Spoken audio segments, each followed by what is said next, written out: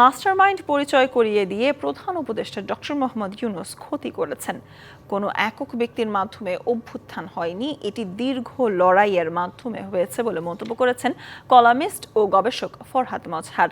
সকালে জাতীয় প্রেস ক্লাবে এক গোল টেবিল বৈঠকে তিনি এমন মন্তব্য করেন। বলেন, সংবিধান নয়, নতুন গণতন্ত্র চান তিনি। রক্তের ঐক্য ধরে রাখার আহ্বান জানান রাজনৈতিক দলগুলোর প্রতি। আওয়ামী লীগ ইসলাম বিরোধী সংগঠন বলেও এ সময় মন্তব্য করেন তিনি। এছাড়াও নারী সংস্কার কমিশন নিয়ে বিতর্ক থাকতে পারে, তবে কোনো আলেম কাউকে বেশ্যা বলতে পারে না বলেও মন্তব্য করেন ফরহাদ মজহার। এখানে যে রুহানি কর্তা যে ছিল সেটা ছিল জনগণ।